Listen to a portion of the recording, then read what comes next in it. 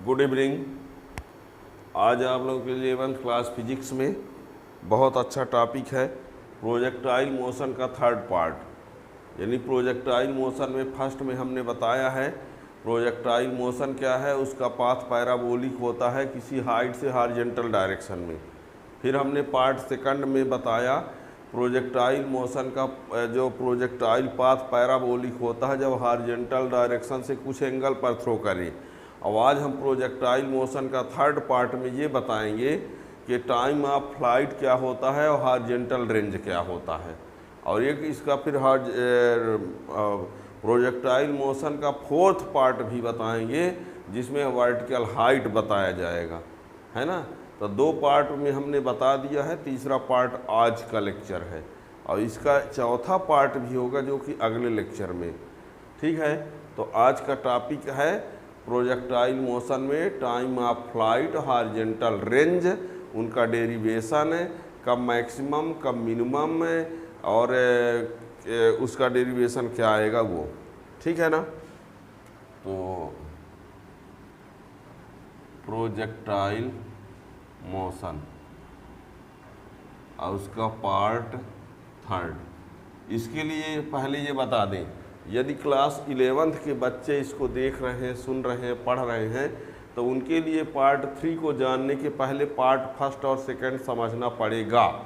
और यदि कोई कंपटीशन की तैयारी ड्रॉपर वाले बच्चे यदि इसको देख रहे हैं तो वो पहले से जानते न होंगे, लेकिन यदि 11th क्लास का कोई स्टूडेंट है तो इसको जानने के पहले उसको पार्ट फर्स्ट और सेकंड आना चाहिए, ठीक है ना। तो प्रोजेक्टाइल मोशन पार्ट थर्ड में जो आज हम बताएंगे वो है time of flight,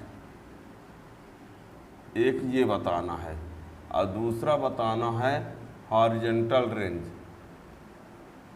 horizontal range ये है आज का टॉपिक, टाइम ऑफ फ्लाइट और हॉरिजॉन्टल रेंज, इनका डेरिवेशन और इनसे क्वेश्चन कैसे आएगा, ठीक है ना। तो देखिए, तो प्रोजेक्टाइल मोशन क्या होता है फर्स्ट पार्ट में सब कुछ बता दिया, थोड़ा सा हम भले रिपीट कर दें। ये एक होता क्या है, इसको बोलते हैं हॉरिजॉन्टल, इसको बोलते हैं वर्टिकल। किसी ऑब्जेक्ट को थ्रो करना है लेकिन वर्टिकल से एक्सेप्ट करना है, वर्टिकल नहीं करना है। ऐसे में छोड़कर किसी भी डायरेक्शन में थ्रो करेंगे तो वो जो मोशन होगा वो क्या कहलाएगा, प्रोजेक्टाइल मोशन। यानी जब किसी भी ऑब्जेक्ट को वर्टिकल के एक्सेप्ट किसी भी डायरेक्शन में थ्रो किया जाए तो वर्टिकल प्लेन में वो मूव करती हुई वर्टिकल प्लेन में मूव करती हुई ग्राउंड पर आके गिरेगी, तो उसका जो मोशन होता है वो क्या होगा, प्रोजेक्टाइल मोशन। डिटेल के लिए पार्ट फर्स्ट सेकेंड, आज हमारा सीधे टॉपिक ये आए हैं टाइम ऑफ फ्लाइट क्या होता है। तो सुनिए, टाइम ऑफ फ्लाइट वो टाइम होता है जब तक कोई ऑब्जेक्ट एयर में रहे। जैसे मान लीजिए किसी ऑब्जेक्ट को हमने थ्रो किया तो ऊपर गई और वापस आई अर्थ पर, तो जितने टाइम तक वो ऊपर रहेगी, यानी सीधे सीधे आप ये कह सकते हो कि अर्थ से मैक्सिमम हाइट तक जाने का टाइम और वापस आने का टाइम दोनों का प्लस कर दिया जाए तो वो टाइम क्या होगा, टाइम ऑफ फ्लाइट। यानी जितने टाइम तक कोई ऑब्जेक्ट एयर में रहेगी, ऊपर रहेगी, वो वाला टाइम टाइम ऑफ फ्लाइट होता है। यानी डिफाइन कैसे करेंगे, time taken by projectile to reach the highest point and returns back to a point on plane, returns back to a point on plane of projection is called time of flight. क्या कहा, time taken by projectile, time taken by projectile, projectile means वो object जिसको आपने throw किया, time taken by projectile to reach the highest point and returns back to a point on plane of projection is called time of flight. और ये कैसे लाएंगे, इसका calculation कैसे करेंगे, तो पहले हम क्या करेंगे, किसी ऑब्जेक्ट को मैक्सिमम हाइट तक जाने का टाइम ला लेंगे और किसी ऑब्जेक्ट को मैक्सिमम हाइट तक जितने टाइम हाइट तक जाने में जितना टाइम लगेगा उतना टाइम आने में भी लगेगा और उन दोनों टाइम का टोटल जो होगा वो हो जाएगा टाइम ऑफ फ्लाइट। तो सीधे सीधे जाने का टाइम ला लो उतने आने का होगा, तो जाने का मिल जाए तो उसका डबल कर दो तो वो हो जाएगा टाइम ऑफ फ्लाइट। और कुछ बातें, जैसे मान लीजिए कोई ऑब्जेक्ट है जब मैक्सिमम हाइट पर पहुंचेगी तो मैक्सिमम हाइट पर उसका वर्टिकल फाइनल वेलोसिटी 0 होगी। जैसे ऑब्जेक्ट जा रही वेलोसिटी कम कम कम कम कम, यानी डिक्रीज। एक बार एक ऐसी कंडीशन आएगी 0 हो जाएगी। जब 0 हो जाएगी तभी तो उसके आगे नहीं जाएगी। मैक्सिमम हाइट पर वेलोसिटी क्या होगी? 0 होगी। यदि 0 नहीं हुई तो इसका मीन्स है कि अभी और आगे जाएगी, पर जब 0 हो जाएगी तब उसके आगे नहीं जाएगी। तो मैक्सिमम हाइट पर वर्टिकल फाइनल वेलोसिटी 0। अब वाई डायरेक्शन की बात है तो वी वाई इक्वल टू 0। ये पॉइंट आपको याद रखना होगा कि eight highest point final vertical velocity will be 0 और बाई डायरेक्शन की इनिशियल वेलोसिटी क्या हो जाएगी? u साइन थीटा, ठीक है। और एक्सेलरेशन ड्यू टू ग्रेविटी कितनी होगी? -g, क्योंकि ऊपर जा रही है ऑब्जेक्ट, ठीक है ना। तो V Y equal to 0, U Y equal to U sine theta, Y direction का एक्सेलरेशन ड्यू टू ग्रेविटी ये। और फर्स्ट इक्वेशन आप मोशन लगा देंगे बाई डायरेक्शन में तो टी की वैल्यू आएगी, और वो टी की वैल्यू मैक्सिमम हाइट तक जाने का टाइम हो जाएगा। और जितना मैक्सिमम हाइट तक जाने का टाइम होगा उतना आने का टाइम भी होगा, तो उसका डबल कर देंगे तो टाइम ऑफ फ्लाइट मिल जाएगा। तो उसको पहले हम डायग्राम से दिखाते हैं, ठीक है ना। पहले तो इसको डिफाइन भी करेंगे, पर यहाँ पर देखिए डायग्राम दिखाते हैं। ये रहा, ये एक्स एक्सिस है, ये वाई एक्सिस है। यहाँ से किसी ऑब्जेक्ट को हम इस डायरेक्शन में थ्रो कर रहे हैं, u equal to U X I cap plus U Y J cap velocity से थीटा एंगल पर। ये जब जाएगी तो ऐसे हो जाएगी, ठीक है ना। तो ये मैक्सिमम हाइट हुआ। यहाँ पर भी वाई की वैल्यू क्या होगी? 0। और यहाँ से यहाँ तक इसको हॉरिजॉन्टल रेंज बोलेंगे, अभी से बता देते हैं, ठीक है ना। ये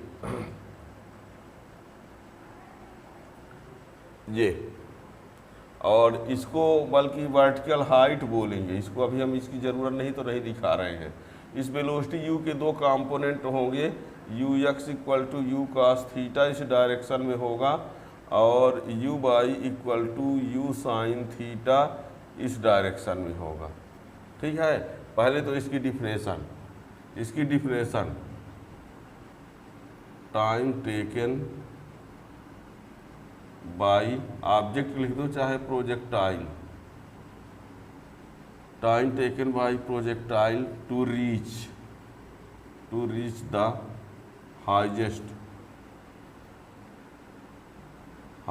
point, time taken by projectile to reach the highest point and return back to the point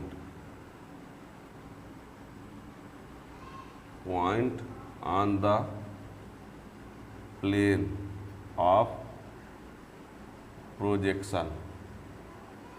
क्या कहा? Time taken by projectile to reach the highest point and returns back to the point on the plane of projection is called time of flight. लीजिए, it is denoted by T, capital T से हम indicate करेंगे इसको, ठीक है ना।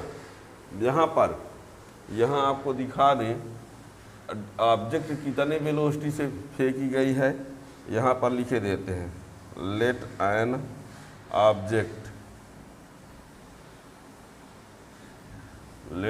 Object is thrown with initial velocity u making an angle theta with horizontal direction।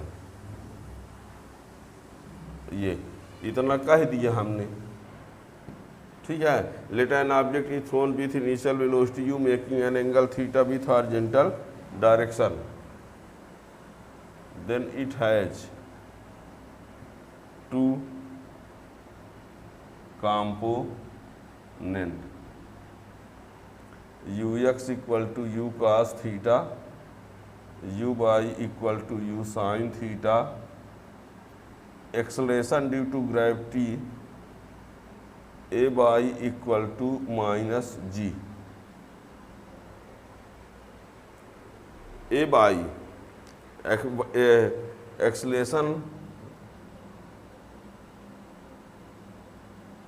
Acceleration due to gravity act always vertical downward.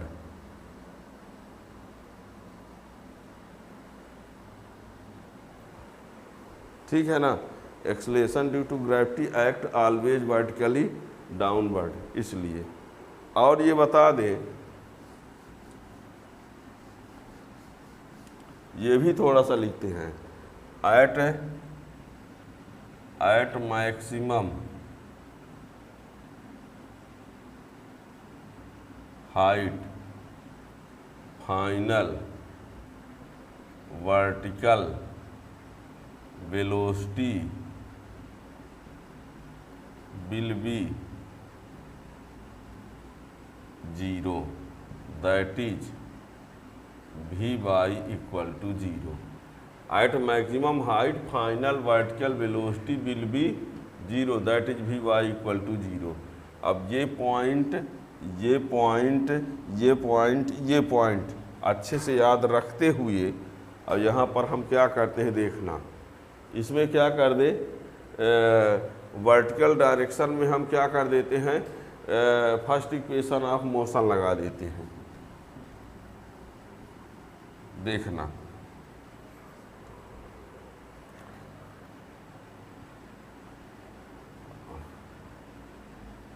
By first equation of motion in vertical direction V Y equal to U Y plus A Y T, ये 0 हो गया। U Y कितना, U sine theta minus G T equal to U sine theta, T equal to U sine theta upon ji.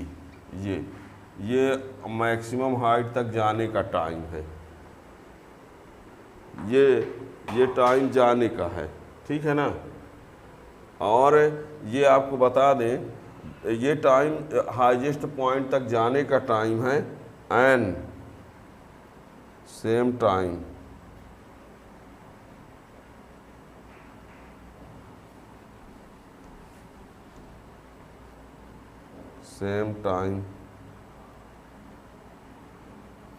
taken by object return back on ground, and same time taken by object to return back on ground, that is t dash equal to u sin theta upon G. ये देखो, ये highest point तक जाने का time है और ये वापस आने का टाइम है, और जितना जाने का टाइम और आने का टाइम है वो टोटल क्या कहलाएगा, टाइम ऑफ फ्लाइट। ठीक, क्या हो जाएगा, so time of flight T equal to जाने का टाइम प्लस आने का टाइम, तो ये U sine theta upon G plus U sine theta upon G, तो ये हो गया 2u sign theta upon G. ये रहा टाइम ऑफ फ्लाइट का फार्मूला। सॉरी, ये टाइम ऑफ फ्लाइट का फार्मूला। और ये टाइम ऑफ फ्लाइट का जो फार्मूला है वो ऑब्जेक्ट के मास पर डिपेंड नहीं है। यदि ऑब्जेक्ट का मास ज़्यादा हो कम हो, वेलोसिटी या थीटा सेम है तो टाइम ऑफ फ्लाइट सेम ही होगा। इस बात को ध्यान रखना। यानी टाइम ऑफ फ्लाइट जो होता है बॉडी या प्रोजेक्शन के मास पर डिपेंड नहीं होता। वेलोसिटी का डायरेक्टली प्रोपोर्शनल होता है, साइन थीटा का डायरेक्टली प्रोपोर्शनल होता है, जी का डायरेक्टली प्रोपोर्शनल होता है। ये पता चल चुका है। यानी आप ये देखें T proportional you, T proportional sine theta और टी प्रोपोर्शनल 1/g, ये पता चला यहाँ से। ठीक है ना। टी प्रोपोर्शनल यू है, T proportional sign theta, T proportional 1/g। और time of flight does not depend on mass of object और प्रोजेक्शन। इसके बाद आता है हॉरिजॉन्टल रेंज। हॉरिजॉन्टल रेंज क्या होता है? Distance travel bye projection in horizontal direction during its time of flight. जैसे मान लीजिए जितने समय तक वो एयर में रहेगा ऑब्जेक्ट, और उतने समय में हॉरिजॉन्टल डायरेक्शन में जितना डिस्टेंस ट्रेवल करे। जैसे किसी ऑब्जेक्ट को यहाँ से थ्रो किया, ग्राउंड में दूसरी जगह गिरेगी, तो यहाँ से ये डिस्टेंस जो होगा वो क्या कहलाएगा? Horizontal range. यानी horizontal distance travel by object, horizontal distance travel by object during its time of flight is called horizontal range. Horizontal range को आप चाहो तो लिख सकते हो horizontal velocity into time of flight. Horizontal velocity यानी U cos theta और time flight ये हो गया, इन दोनों का इंटू कर दो, जो आएगा वो हॉरिजॉन्टल रेंज हो जाएगा। सीधी सी बात। क्यों? हॉरिजॉन्टल रेंज एक प्रकार का डिस्टेंस है और डिस्टेंस इक्वल टू होता है वेलोसिटी इनटू टाइम। तो वेलोसिटी कौन सा? हॉरिजॉन्टल डिस्टेंस का, हॉरिजॉन्टल डायरेक्शन का, और टाइम की जगह पर टाइम ऑफ फ्लाइट ले लीजिए, टाइम ऑफ फ्लाइट। ठीक है ना। तो क्या कहा हमने कि इसको डिफाइन कैसे करेंगे हॉरिजॉन्टल रेंज को? तो the horizontal distance travel bye projection, projection नहीं प्रोजेक्टाइल कह दीजिए, प्रोजेक्टाइल मीन्स ऑब्जेक्ट से होता है। ठीक है ना। तो हॉरिजॉन्टल रेंज के बारे में देखिए। अब डायग्राम इसका वही है, अलग से बताने की ज़रूरत नहीं है। ठीक है ना। यहाँ सब कुछ वही लिखा हुआ है, u Y equal to U sine. यहाँ लिखे देते हैं हॉरिजॉन्टल रेंज होता क्या है। Horizontal range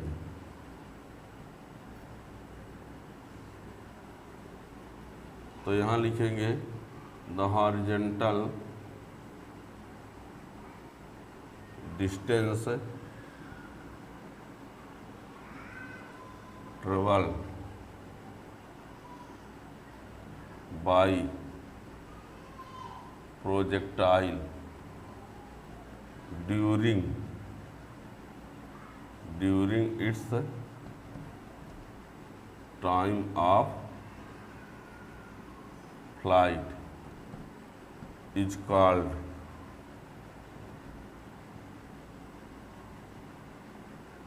horizontal range. It is denoted by R. R equal to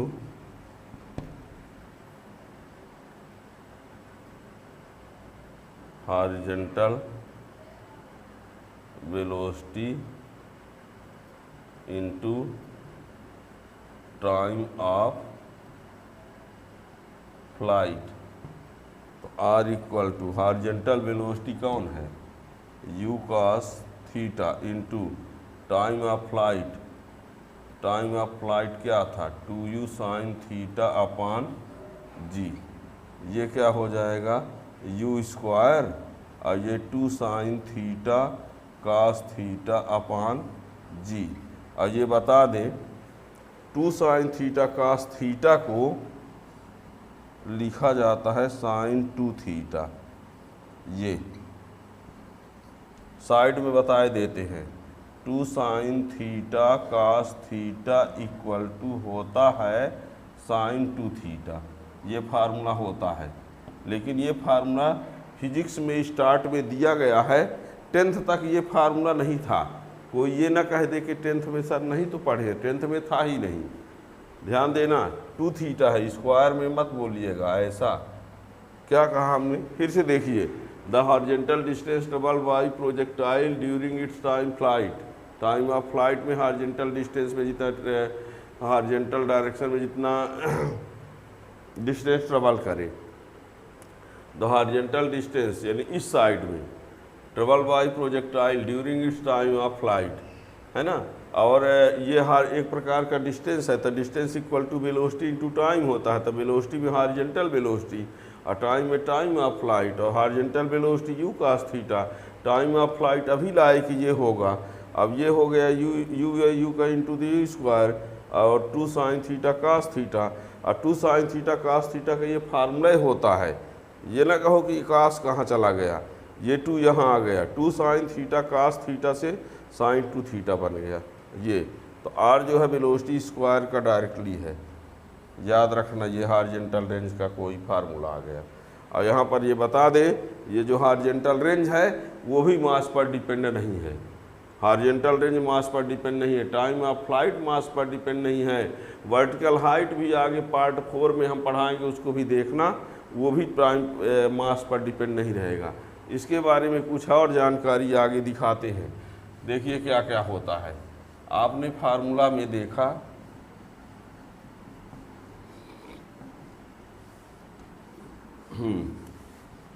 बहुत इम्पॉर्टेंट, इससे जो टॉपिक है ये क्वेश्चन से नीट जेई में क्वेश्चन आते हैं। r इक्वल टू आपने देखा U square sine 2 theta upon G, ये मेन फार्मूला हुआ। इफ है, इफ थीटा इज रिप्लेस्ड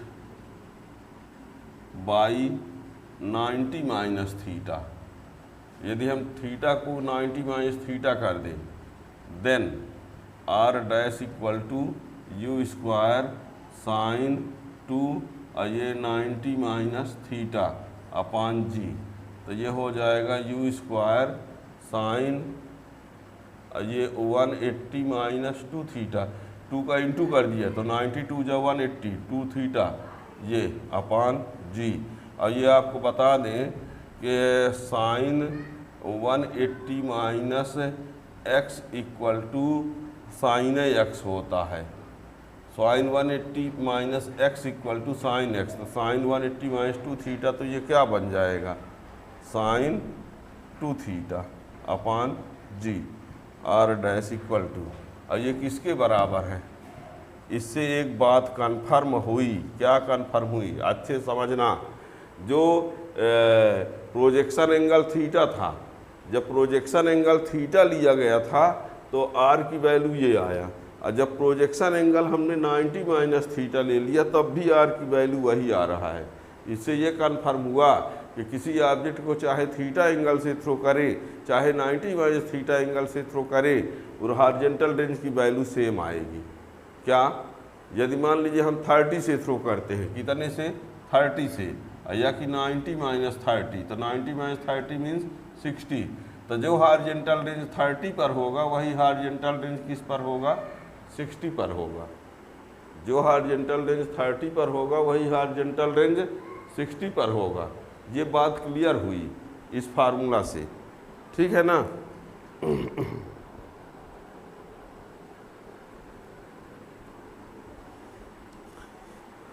क्या कन्फर्म हुआ, जो हॉरिजॉन्टल रेंज की वैल्यू 30 डिग्री पर आएगा वही 60 पर, जो हॉरिजॉन्टल रेंज 50 पर आएगा वही 40 पर आएगा, दोनों को मिला के 90 आना चाहिए।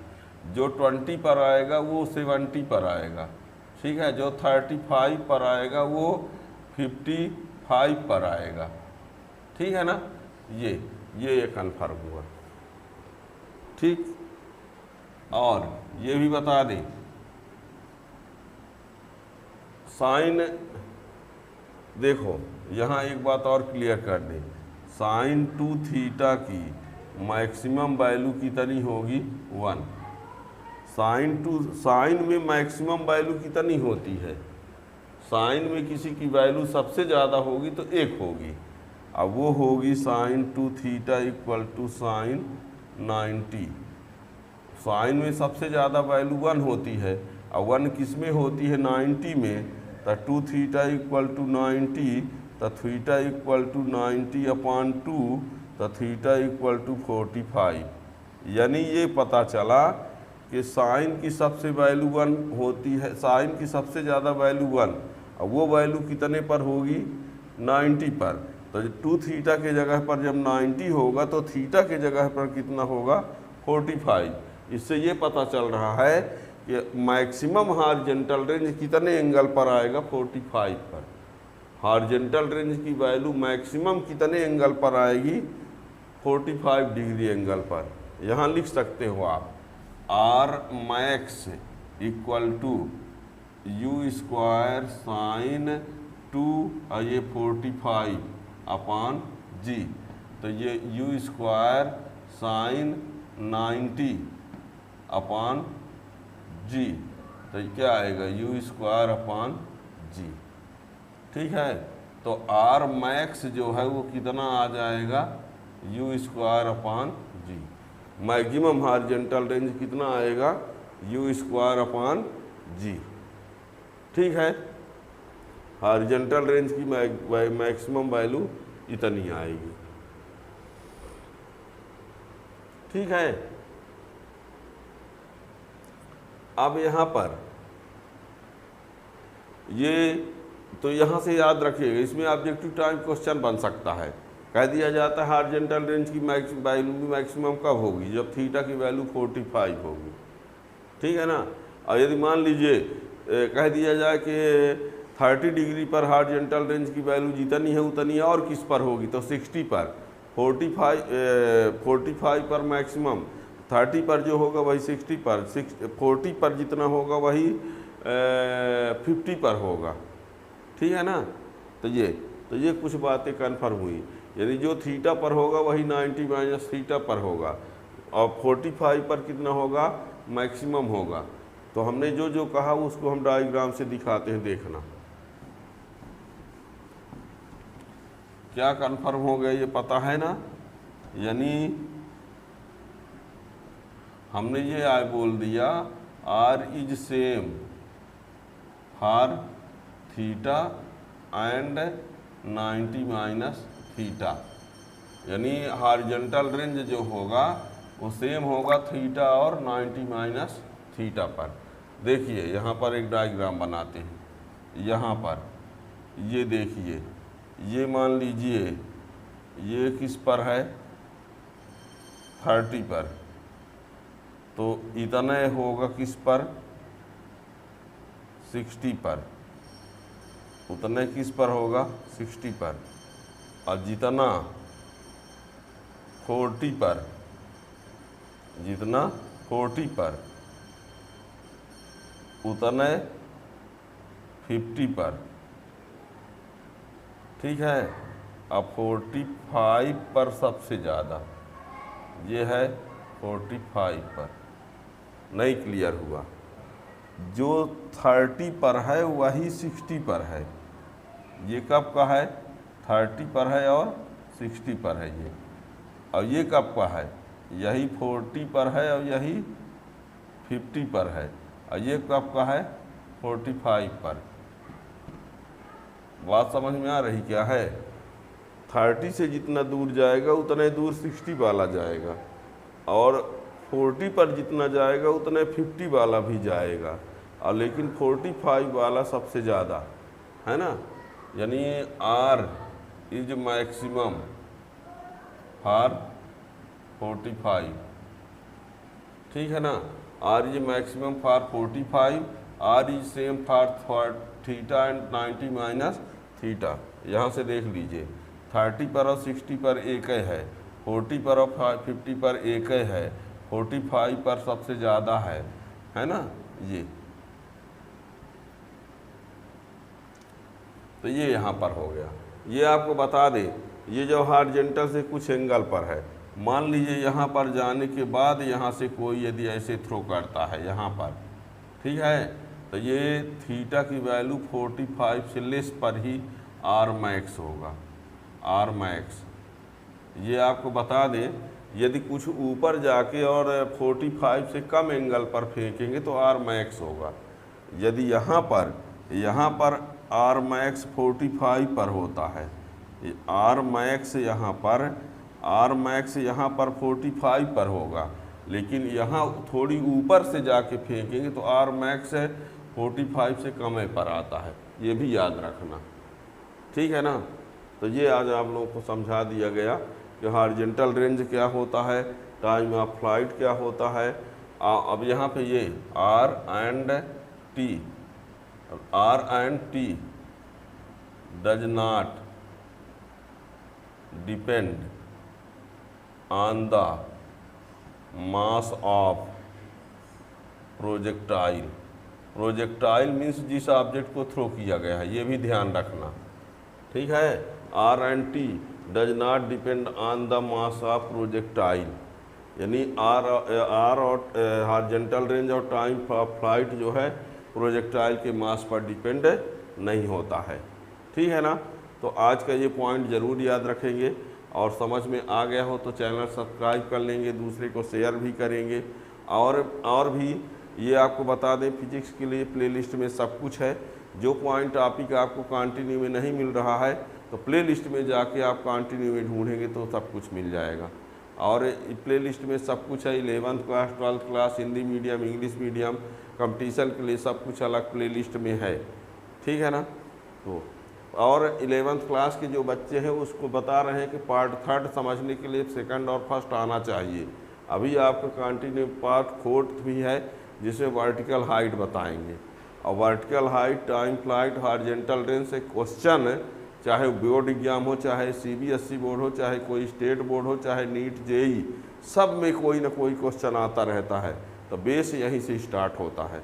और समझने के लिए तो आप स्टार्ट से लास्ट तक पढ़ेंगे तब समझ में आएगा, क्योंकि ये फिजिक्स है, कोई फिल्म संगीत नहीं है कि आप कहीं से भी शुरुआत कर दो, कोई भी लाइन का गाना सुन लो, ठीक है ना। पढ़ने वालों के लिए है ये चैनल। Thank you.